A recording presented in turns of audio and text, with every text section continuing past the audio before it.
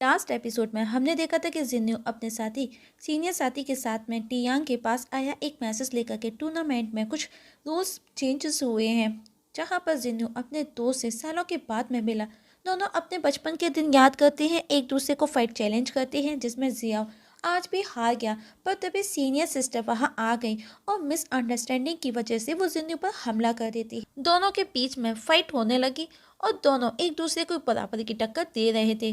तो दोस्तों, देखेंगे आज के एक्सप्रेशन में किसकी होगी हार और किसकी होगी जीत। तो चलिए स्टार्ट करते हैं। हम देखते हैं कि सीनियर सिस्टर और जिन्नू के बीच में कंटिन्यू फाइट चल रही है। जियाओ सीनियर सिस्टर को और जिन्नू को रोकने की कोशिश करता है, पर दोनों में से कोई भी पीछे हटने को रेडी नहीं था। आखिर में जिन्नू सीनियर सिस्टर पर भारी पड़ता है, पर तभी उसके पेरेंट्स वहां आ गए। नियांग गुस्सा करता है कि तुमको हमारे दासुफेंग में आकर के मेरे शिष्यों के साथ में इस तरह पेश आने की हिम्मत कैसे हुई। पर जिन्नू के साथ आया उसका सीनियर टीचर के आगे उन दोनों की तरफ से माफी मांगता है, पर नियांग गुस्से में था और अब वो सीनियर सिस्टर शेमी को पूछता है कि उसे कहीं चोट तो नहीं आई, जिस पर शेमी ने कहा उसमें ऐसी स्किल नहीं कि वो मुझे चोट पहुंचा सके। और अब वो जिन्नू से भी सबसे माफी मांगने का बोला, पर जिन्नू उसकी नहीं सुना। तब जियाओ ने कहा इसमें उसकी कोई गलती नहीं। सीनियर सिस्टर बोली बेशक उसने एक कमजोर पर अपनी ताकत दिखाने की गलती की है, पर तभी उसकी मदर उसे चुप करा देती है। जियाओ ने बताया हम बचपन के दोस्त हैं और ये हम बचपन से इसी तरह फाइट करते आ रहे हैं। हम ये बिल्कुल एक खेल के जैसे खेलते हैं। लेकिन टीचर नियांग अभी भी नाराज था और वहां से गुस्से में चला गया।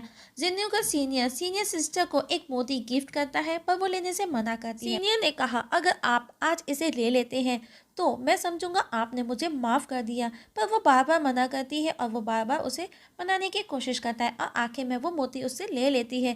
जिन्नू सीनियर सिस्टर को लेकर के जियाओ को छेड़ता है। जियाओ ने कहा वो उसकी परवाह करती है बस, और ऐसा कुछ भी नहीं है जैसा तुम सोच रहे हो।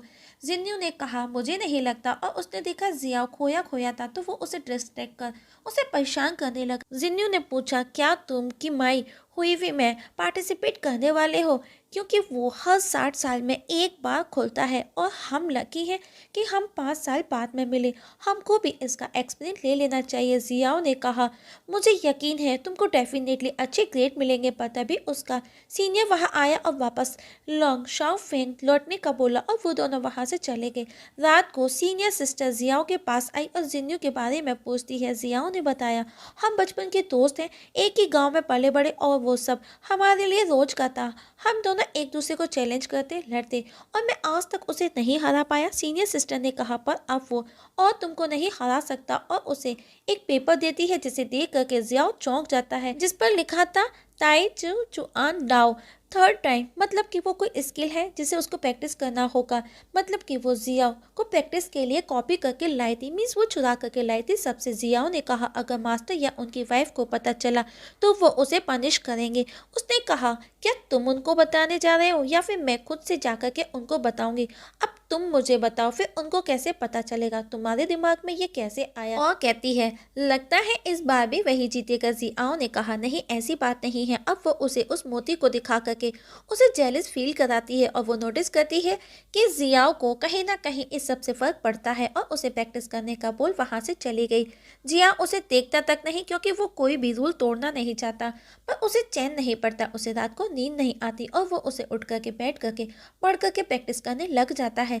जैसे ही उसकी प्रैक्टिस फिनिश हुई अचानक से उसे आवाज आई, तो उसने जाकर के देखा वहां पर सिक्स ब्रदर था।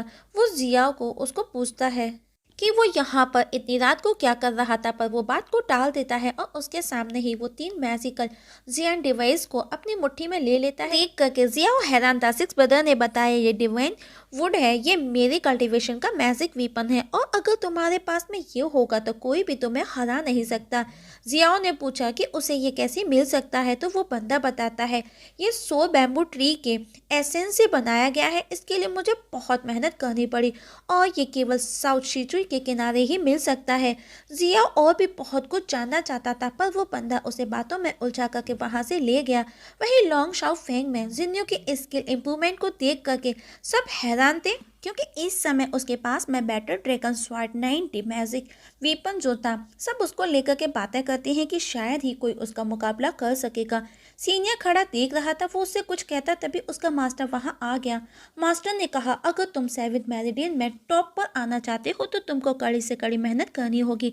हमारा लॉन्ग शाओ फेंग ने स्वॉर्ड में हमेशा टॉप पोजीशन हासिल की है और मैं इस बार भी कोई निराशा देखना नहीं चाहता, मुझे हार नहीं देखनी। वहीं हेड को दिखाया जाता है जिसे कोई सीक्रेट लेटर मिला है और वो किसी वॉइस ओवर से बातें करता है और बीच में ही गुस्से में वहां से चला जाता है। नेक्स्ट सीन में सभी 7 माइल डांस के लिए इकट्ठा हुए। तिआन शेमे को जियाओ कहीं नजर नहीं आया। वो उसे आवाज लगाती है जो खाना बनाने में बिजी था। शेमे की आवाज सुनकर के वो दौड़ करके आया, साथ में सबके लिए खाने के लिए भी लाया। तभी सिक्स ब्रदर ने पूछा कि तुम उस ब्लैक स्टिक के साथ में क्या कर रहे थे। ये वही स्टिक थी दोस्तों जो ब्लैक पूल वाटर से वो मंकी साथ में ले आया था। शेमे ने पूछा तुमको उसे समुराई टूर्नामेंट में साथ ले जाना है क्या? ये कोई मैजिक स्टिक है? उसने कहा स्वॉर्ड से ज़्यादा ये यूजफुल रहेगा, ये एक मैजिक वेपन है। और अब वो उससे वापस ले लेता है और अब शेमे उसे तलवार देती है और कहती है कि तुमको वहाँ टूर्नामेंट में जादू नहीं स्किल की जरूरत पड़ेगी। और अब सब मास्टर नियांग के साथ में निकल पड़े।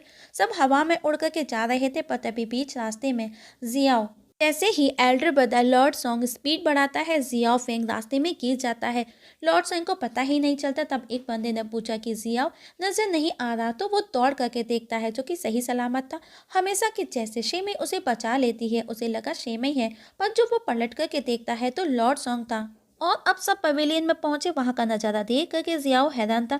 शेमे उसे अपने साथ लेकर के चलना चाहती है पर भोला भाला सा जियाओ ऐश के पीछे भागता है। तभी वहां पर कुछ लेडीज़ की एंट्री होती है जिन्हें देख करके सब हैरान थे। और इस जगह हमारी आज की एक्सप्लेनेशंस खत्म हो जाती है। तो दोस्तों देखेंगे नेक्स्ट एपिसोड में क्या होगा, आखिर क्या होगा पवेलियन में, किसका किससे मुकाबला होगा, किसकी होगी हार किसकी होगी जीत। आखिर ऐसा क्या है सीक्रेट उस ब्लैक स्टिक में जिसे जियाओ हमेशा अपने साथ रखता है। क्या भोला भाला सा दिखने वाला जियाओ भी किसी का सामना कर सकेगा? इसका पता हमें नेक्स्ट एक्सप्लेनेशन में लगेगा। तब तक के लिए नमस्कार।